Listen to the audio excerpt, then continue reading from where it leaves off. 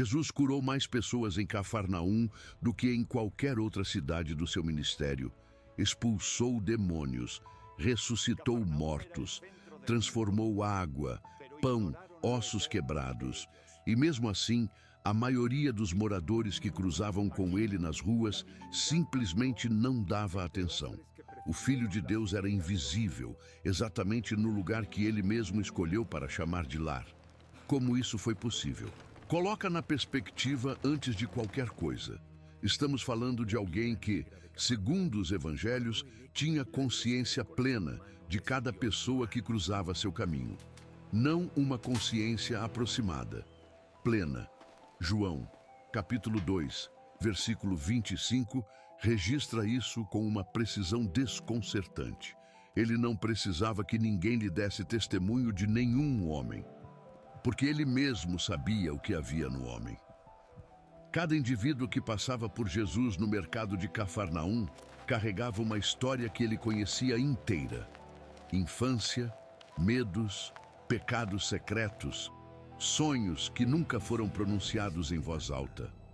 O nome da mãe morta, a dívida que não conseguia pagar, a ferida que havia mais de 20 anos ninguém tinha tocado. O detalhe específico de vergonha que aquela pessoa levava enterrado debaixo de camadas de normalidade cotidiana. Ele sabia tudo isso, de cada um.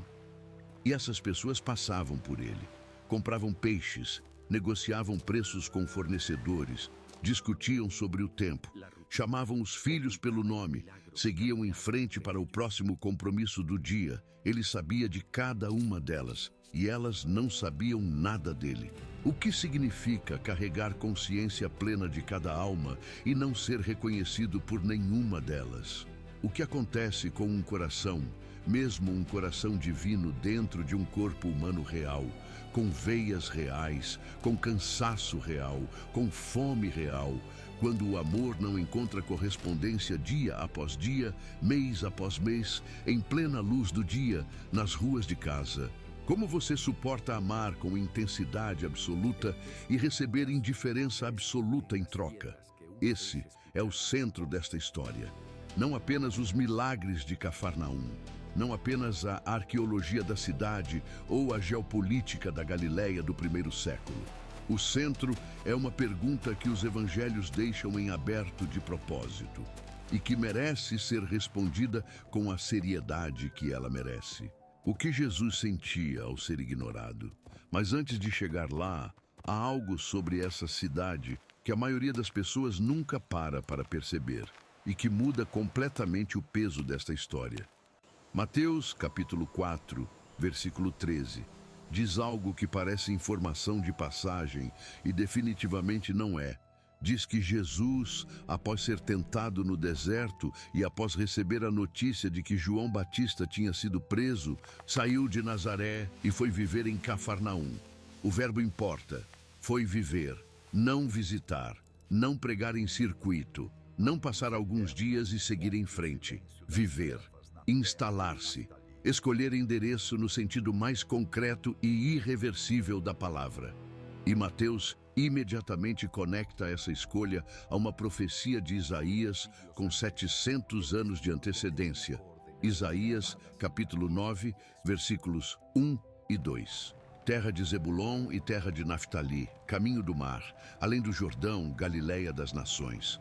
O povo que andava em trevas viu uma grande luz sobre os que habitavam na região da sombra da morte. A luz resplandeceu. 700 anos. 700 anos antes de Jesus nascer, Isaías tinha escrito o endereço. Jesus não escolheu Cafarnaum por comodidade logística. Não foi porque a pesca era boa, ou porque Pedro tinha quarto disponível, ou porque a estrada era melhor. Foi porque aquela região geográfica específica, naquele lago específico, naquela beira de estrada específica, estava marcada em texto sagrado há mais de 7 séculos como o lugar onde a luz apareceria para os que andavam em trevas. A encarnação tinha endereço postal. E esse endereço era, pela própria descrição da profecia, um lugar onde as pessoas andavam em escuridão.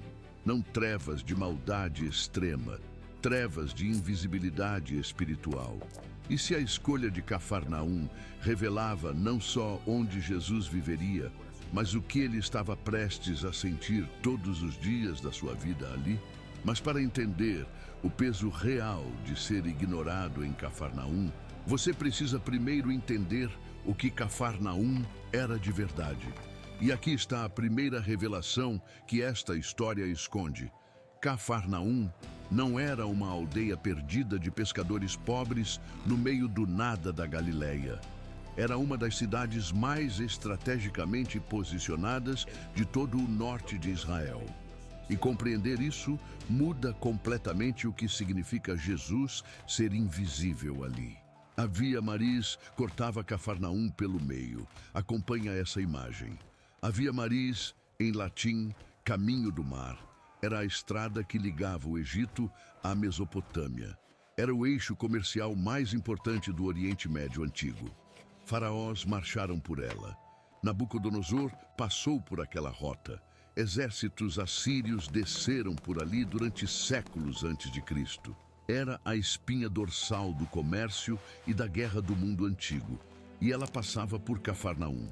Não perto de Cafarnaum, por dentro de Cafarnaum.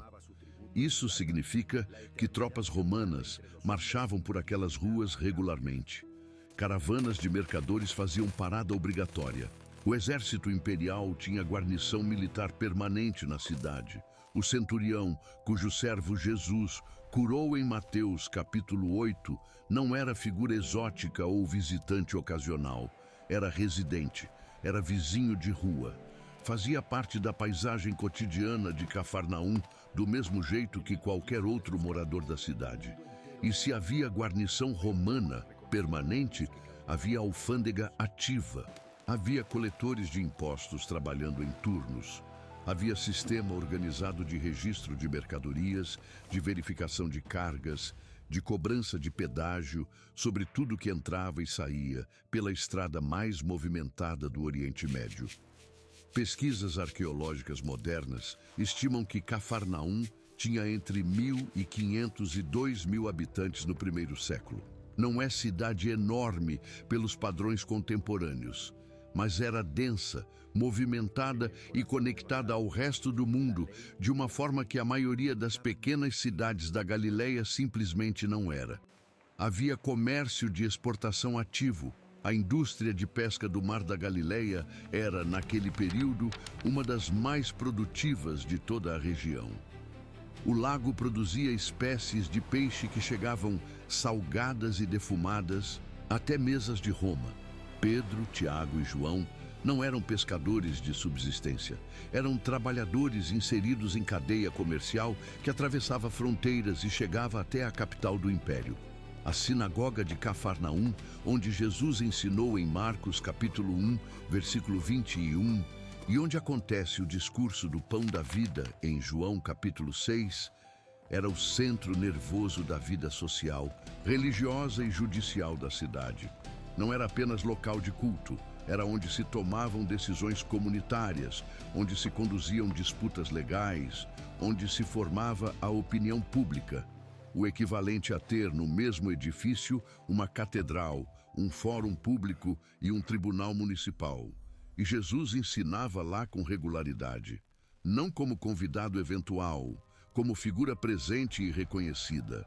O que isso tudo significa é simples e devastador ao mesmo tempo. Jesus não era invisível em Cafarnaum porque a cidade fosse pequena demais para percebê-lo, ou pobre demais para reconhecer o que ele representava. Era invisível em uma cidade totalmente conectada, economicamente ativa, politicamente sofisticada, religiosamente engajada. A indiferença de Cafarnaum não era fruto de isolamento ou ignorância, era escolha, repetida todos os dias por pessoas que tinham todas as informações necessárias para escolher de outro jeito. 300 metros. Essa é a distância estimada entre a casa de Pedro, onde Jesus certamente dormia quando estava em Cafarnaum, e o posto de cobrança de impostos onde Levi, filho de Alfeu, Trabalhava todos os dias. 300 metros na cidade mais movimentada da Galileia. Menos de 5 minutos de caminhada. Levi não era coletor de impostos em posto remoto. Era coletor de impostos na Via Maris, em Cafarnaum, o ponto de maior tráfego comercial de toda a região norte de Israel. Ele registrava cada caravana que entrava, cada barco que descarregava mercadoria no porto, cada negociante que passava pela estrada.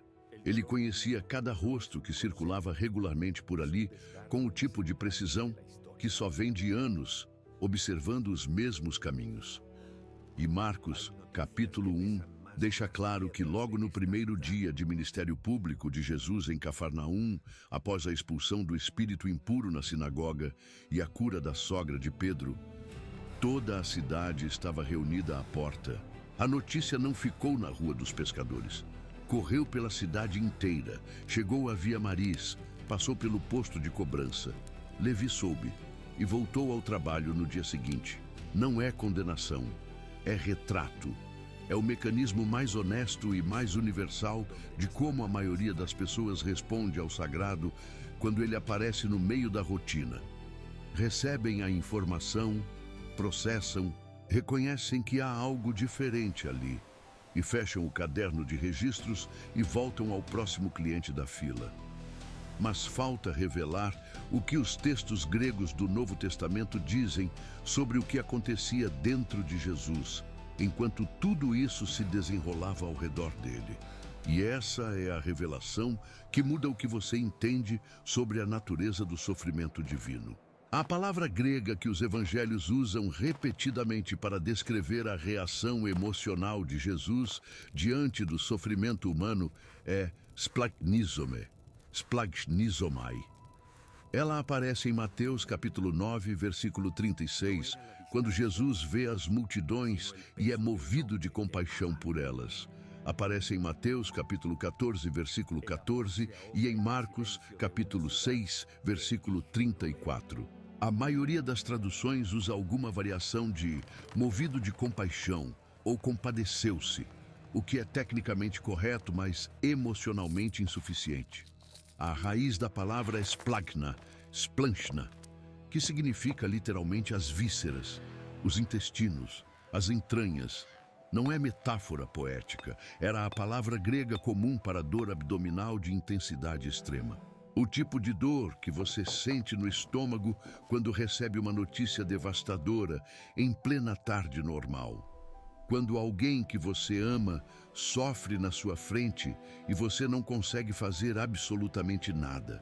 Quando o coração dói a ponto de ter localização física no corpo. Quando a tristeza não é pensamento, é sensação, é pressão no tórax, é contração no abdômen. Os textos estão dizendo que quando Jesus via o sofrimento humano, as multidões sem pastor, os enfermos, os abandonados, ele sentia dor física no estômago. Dor real, corporal, localizada. A outra palavra que aparece em Marcos, capítulo 7, versículo 34, que a maioria das traduções suaviza demais. Quando Jesus cura o homem surdo-mudo, antes de pronunciar a cura, o texto diz que ele suspirou profundamente. Em grego, stenatsen. A raiz dessa palavra é a mesma usada em Romanos capítulo 8, versículo 26, para descrever o Espírito Santo intercedendo por nós com gemidos inexprimíveis. A mesma raiz de Romanos capítulo 8, versículo 22, onde Paulo descreve toda a criação gemendo como em dores de parto. Não foi suspiro de cansaço, não foi expiração de concentração, foi gemido. O tipo de som que emerge de alguém quando a dor é grande demais para caber dentro do volume que o corpo tem disponível. O som que sai quando as palavras são insuficientes e o silêncio seria mentira. O Criador do universo, encarcerado em corpo humano de carne e osso, atravessando as ruas de uma cidade que não o enxergava e soltando gemidos, internos ou não, presentes o suficiente para que Marcos os registrasse como detalhe importante. dor suficientemente real para ser anotada como fato histórico. Isso não era distância divina gerenciada com equanimidade transcendental. Era presença humana total. Era vulnerabilidade de verdade. Era a experiência de alguém que amava com tudo que tinha e vivia no interior de uma rejeição que nunca tinha nome, nunca tinha confronto direto, nunca chegava como declaração formal, apenas como ausência repetida, como o ombro encolhido de quem passa, como o olhar que desvia antes de fazer contato. Qual é o custo humano de viver entre pessoas que escolhem não ver você? Qual é o preço emocional de acordar todo dia na mesma rua, andar pelos mesmos caminhos, conhecer cada rosto que passa e ser tratado como parte do cenário? Para Levi, essa pergunta tem resposta concreta e documentada. Marcos capítulo 2, versículo 14. Jesus está passando pela Via Maris. Levi está no posto de cobrança. O texto é econômico ao ponto de ser perturbador. E passando, viu Levi, filho de Alfeu, sentado na coletoria e disse-lhe: segue-me. E ele, levantando-se, o seguiu. 2 verbos em sequência. Levantando-se, o seguiu. Sem hesitação registrada, sem negociação, sem espera que preciso terminar esse registro. Ou, posso falar com minha família antes? Levantou e seguiu, com uma velocidade que só faz sentido se você levar em conta que aquele momento não foi o primeiro contato de Levi com Jesus. Tinha sido precedido de semanas ou meses de Jesus passando por aquele mesmo posto. De Levi ouvindo os relatos de milagres, de Levi vendo o movimento de pessoas que iam e vinham de onde Jesus estava. A chamada no versículo 14 foi a faísca. O combustível tinha sido acumulado há muito tempo. E o que Levi fazia com esse combustível antes do dia da chamada? Ficava sentado, porque é assim que funciona a indiferença diante do sagrado. Não é ausência de informação, é excesso de outras coisas. Contas a fechar, registros a completar, clientes esperando. A vida que tem que continuar porque parar parece inconveniente demais no momento. Cafarnaum não ignorou Jesus por não saber quem ele era. Ignorou porque havia sempre algo mais imediato para fazer. E enquanto isso acontecia, enquanto a cidade seguia seu dia, havia dentro de Jesus algo que os textos preservaram com uma honestidade desconcertante. Mas o momento mais devastador de toda a história de Cafarnaum ainda não aconteceu. Está em João, capítulo 6. E quando você entender completamente o que aquele versículo representa, a palavra ignorado vai ganhar um peso que não tinha antes. Já é tarde no ministério de Jesus. Ele acabou de alimentar mais de 5.000 homens, sem contar mulheres e crianças, na margem oriental do mar da Galileia, com 5 pães e 2 peixes. Recolheram 12 cestos cheios de sobras. A multidão, tomada de entusiasmo imediato, decidiu fazê-lo rei. João, capítulo 6, versículo 15. Percebendo, pois, Jesus que viriam tomá-lo por força para o fazerem rei, retirou-se outra vez para o monte, só ele. Ele fugiu da aclamação. Atravessou o lago de noite, caminhando sobre as águas, e chegou a Cafarnaum. No dia seguinte, a multidão atravessou o lago atrás dele. Encontrou-o na sinagoga de Cafarnaum. E então, Jesus começa o discurso mais difícil e mais radical do Evangelho de João. Eu sou o pão da vida. Quem comer a minha carne e beber o meu sangue tem vida eterna. As pessoas ao redor ficam chocadas, ofendidas, confusas com a literalidade do que ouvem. Os discípulos, não apenas os 12, mas o grupo maior de seguidores que havia se formado ao longo dos meses anteriores, começam a murmurar entre si. João, capítulo 6, versículo 60. Dura é esta palavra.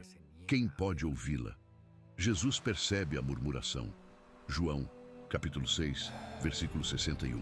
Mas Jesus, sabendo em si mesmo que os seus discípulos murmuravam a esse respeito, disse-lhes: isso vos escandaliza. Ele não recuou, não suavizou, não ofereceu versão mais palatável do mesmo ensino para ajudar as pessoas a ficarem. Disse o que tinha que dizer e esperou para ver o que fariam com isso. João, capítulo 6, versículo 66. Desde então, muitos dos seus discípulos voltaram atrás e não andavam mais com ele. Não foram fariseus que nunca tinham acreditado nele. Não foram escribas que vieram buscar argumento para condená-lo. Foram discípulos, pessoas que tinham escolhido segui-lo, que tinham saído de casa por causa dele, que tinham ouvido o Sermão do Monte, que tinham visto a multiplicação dos pães com seus próprios olhos, comido o pão que sobrou, recolhido os cestos de sobra, que em algum momento específico de suas histórias pessoais tinham tomado a decisão de ir atrás daquele homem. E saíram, em Cafarnaum, na sinagoga de Cafarnaum, na frente de Jesus. E João, capítulo 6, versículo 67, registra que Jesus assistiu tudo aquilo e então virou para os 12 que haviam ficado e fez uma única pergunta. Uma única. Acaso também vós quereis retirar-vos? Para completamente aqui. Essa pergunta não é retórica, não é teológica, não é o Deus onipotente testando a lealdade dos servos com a segurança de quem já sabe a resposta. É a pergunta de um homem que acabou de ver centenas de pessoas que amava virarem as costas e saírem pela mesma porta por onde haviam entrado cheias de esperança. É a pergunta de alguém que conhecia cada um deles pelo nome, que sabia de cada sonho e cada medo que carregavam, que havia investido meses ou anos naquelas relações, e que agora estava de pé no meio da sinagoga de Cafarnaum, vendo o espaço ficar mais vazio a cada passo que aquelas pessoas davam em direção à saída. Você consegue imaginar o que é olhar para uma pessoa, conhecer cada detalhe da sua alma e vê-la desviar os olhos e ir embora? Multiplica isso por centenas na sua sinagoga, na sua cidade. Acaso também vós quereis retirar-vos? Não é pergunta de quem controla o resultado. É a pergunta de alguém que está com medo de resposta, que está segurando algo que pode quebrar, que precisa ouvir da boca dos que ficaram que ainda há alguém ao lado, porque a cena que acabou de acontecer na frente dele foi dura demais para não deixar marca. A humanidade de Jesus está exposta nessa pergunta de uma forma que deveria ser insuportável de processar. E isso aconteceu em Cafarnaum, a cidade que o via nas ruas todos os dias e não parava. A cidade onde ele morava, onde ensinava, onde curava e onde, diante do discurso mais honesto que já proferiu, viveu o abandono mais público do seu ministério inteiro. Para entender completamente o que aconteceu em Cafarnaum, você precisa ir a um texto escrito com mais de 700 anos de antecedência. Isaías, capítulo 53, um dos textos mais citados pelos autores do Novo Testamento, versículo 3.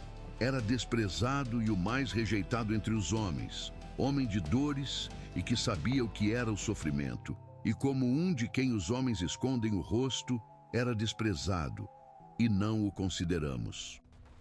3 elementos nessa frase que a maioria lê com velocidade demais. Primeiro, homem de dores, não homem de conquistas, não homem de vitórias, não homem de poder, homem de dores. A identidade central do servo sofredor descrito por Isaías é definida pela capacidade de sentir dor, dor real, humana, localizada no corpo e no espírito. Segundo, que sabia o que era o sofrimento. A palavra hebraica traduzida aqui como sofrimento é holi, coli. Ela aparece no Antigo Testamento associada à doença, fraqueza, enfermidade física. Isaías não está descrevendo alguém que conhece o sofrimento de fora, como observador ou estudioso. Está descrevendo alguém que está íntimo com ele, que aprendeu o que é sofrer da maneira que só se aprende por dentro. Terceiro, como um de quem os homens escondem o rosto. A imagem é específica, não é de alguém que foi atacado diretamente, não é de alguém que foi preso, julgado, executado. Isso vem depois no texto. Aqui é outra coisa, é a imagem de alguém que as pessoas escolheram não olhar, de quem desviaram o rosto quando ele passou. A rejeição mais cotidiana, mais difusa e ao mesmo tempo mais cortante de todas. Não a agressão declarada, mas a indiferença sistemática de quem decide todos os dias que não vale o esforço de levantar os olhos. Isso é Cafarnaum. Isso é a descrição de Jesus atravessando o mercado, passando pelo posto de impostos, caminhando até a sinagoga, voltando para a casa de Pedro, enquanto a cidade seguia o seu dia. E então vem a sentença. Mateus capítulo 11. Jesus está falando sobre as cidades da Galileia, onde havia realizado o maior volume de milagres. Chegou em Cafarnaum com palavras que não têm paralelo em todo o ministério de Jesus. E tu, Cafarnaum, elevar-te-ás até o céu. Descerás até ao Hades, porque se em Sodoma se tivessem feito os milagres que em ti foram feitos, ela teria permanecido até o dia de hoje. Todavia vos digo que a terra de Sodoma terá tratamento menos rigoroso no dia do juízo do que tu, Sodoma. No imaginário judaico do primeiro século, Sodoma não era referência histórica neutra. Era o símbolo máximo de corrupção absoluta. A cidade destruída por fogo e enxofre do céu. A cidade cujo nome tinha se transformado em categoria teológica. Sinônimo de mal, sem possibilidade de redenção. Dizer que Cafarnaum seria julgada com mais rigor que Sodoma era o equivalente de dizer que não existia precedente histórico ou espiritual para o que estava sendo pronunciado. E Jesus não pronunciou isso sobre os romanos, não sobre os persas, não sobre nações inimigas distantes. Pronunciou sobre sua cidade, sobre os vizinhos de Pedro, sobre as pessoas que compravam peixe no mesmo mercado que ele, que cruzavam com ele nas ruas pela manhã, que talvez até o conhecessem pelo primeiro nome. O julgamento mais severo de todo o ministério de Jesus foi reservado para o lugar onde ele era mais próximo. Por quê? Não por maldade extrema, por indiferença diante da máxima revelação, porque Sodoma nunca viu milagres, nunca ouviu ensino, nunca teve o Filho de Deus morando a 300 metros do mercado central.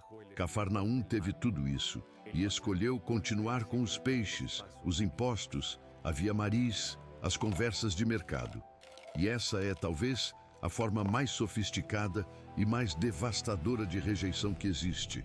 Não o ódio declarado, não a perseguição, não o confronto, o hábito, a normalização do extraordinário, até que ele se torna invisível. O milagre que acontece na vizinhança até que vira paisagem. E o que veio depois confirmou a sentença com uma precisão que corta o ar. Cafarnaum foi destruída. A data exata não é estabelecida com certeza pelos historiadores. Alguns apontam para o terremoto de 749 depois de Cristo, outros para as guerras árabe-bizantinas do século VII, outros para o abandono gradual que acontece quando uma rota comercial muda e a razão econômica de existência de uma cidade simplesmente some. O que os registros mostram com clareza é que em algum ponto entre o século VII e VIII depois de Cristo, Cafarnaum deixou de existir como cidade habitada. Não foi substituída por outra população, não foi renomeada, não foi destruída e reconstruída sobre as ruínas, como Roma ou Jerusalém. Foi abandonada, deixada para si mesma, para o silêncio e para o vento do mar da Galileia. Por aproximadamente 1200 anos, ninguém construiu nada de significativo no solo de Cafarnaum. 1200 anos. Durante esse tempo inteiro, enquanto impérios nasciam e se desfaziam, enquanto o Islã expandia pelo mundo árabe e mediterrâneo, enquanto os cruzados atravessavam a Palestina em guerras santas, enquanto o Renascimento reformulava a Europa, enquanto o mundo moderno se construía tijolo a tijolo, as pedras negras de basalto de Cafarnaum ficaram enterradas, cobertas por terra, por silêncio, por esquecimento completo. A cidade que havia recebido mais milagres do que qualquer outra, que havia sido chamada de sua própria cidade pelo Evangelho de Mateus, que havia sediado os debates mais intensos e os ensinamentos mais radicais do ministério de Jesus, virou campo vazio à beira de um lago. E então, no final do século XIX, os franciscanos adquiriram parte do terreno e as escavações começaram. O que os arqueólogos encontraram redefine o significado da palavra ironia. Encontraram a sinagoga, encontraram a Via Maris, encontraram cerâmica, moedas, utensílios domésticos, âncoras de pesca, tudo exatamente onde a arqueologia esperava encontrar. Mas encontraram também algo que nenhum cálculo arqueológico previamente teria garantido. E que, se Cafarnaum tivesse tratado Jesus com o reconhecimento que ele merecia em vida, provavelmente teria sido destruído muito antes nas turbulências dos séculos seguintes. Encontraram uma casa simples, muros de pedra basáltica negra, construção típica de pescador galilense do primeiro século. Mas diferente de qualquer outra casa escavada no local, de uma maneira específica e inegável. As paredes tinham sido rebocadas, técnica incomum em habitações domésticas da região, e os rebocos estavam cobertos de grafites, em grego, em aramaico, em siríaco, em latim. Os grafites mais antigos, datados pelo método da estratigrafia arqueológica ao primeiro e segundo séculos, incluíam invocações ao nome de Jesus, referências a Pedro, expressões de fé escritas por pessoas que queriam deixar marca no lugar onde haviam estado. A tradição cristã tinha preservado por quase 2000 anos a localização dessa casa. Peregrinos documentados desde o século IV identificavam consistentemente aquele local como a casa de Pedro, a casa onde Jesus ficava em Cafarnaum, a casa onde Marcos, capítulo 1, versículo 31, descreve a cura da sogra de Pedro com febre. A casa onde Marcos, capítulo 2, versículo 1, diz que ele estava em casa quando o paralítico foi descido pelo telhado pelos 4 amigos. Não era suposição devota. Era memória geográfica preservada pelos primeiros cristãos de Cafarnaum. Pessoas que viveram na mesma cidade, que conheciam os endereços da vizinhança, que sabiam onde ele tinha dormido, comido, descansado, chorado, conversado em noites que nenhum dos evangelhos registrou. E então, abaixo da sinagoga monumental construída no século IV, com suas colunas de calcário branco, seus ornamentos helenísticos elaborados, sua grandiosidade arquitetônica, evidentemente destinada a honrar a memória do lugar, os arqueólogos encontraram a fundação. Basalto negro, pedra vulcânica local, construção mais simples, mais antiga, datada do primeiro século pelos métodos de análise da cerâmica encontrada nas camadas imediatamente adjacentes. A sinagoga, construída para honrar o lugar onde Jesus ensinou, foi construída sobre a sinagoga onde Jesus ensinou. As pedras do quarto século descansam sobre as pedras do primeiro. As pedras onde ele ficou em pé sustentam as pedras erguidas em memória dele. O que foi ignorado em vida virou o que foi preservado na morte com uma precisão que ultrapassa qualquer planejamento humano. A cidade que cruzou com ele nas ruas e não parou, deixou nas próprias ruas onde não parou tudo o que precisamos para encontrá-lo 2000 anos depois. É possível ir a Cafarnaum hoje. O sítio arqueológico fica à beira do Mar da Galileia, no norte de Israel, administrado pelos franciscanos que cuidam do lugar há mais de um século. Você entra por um portão simples, passa por jardins bem cuidados com laranjeiras e oliveiras e chega às pedras. O basalto de Cafarnaum é diferente de qualquer pedra que você já tocou.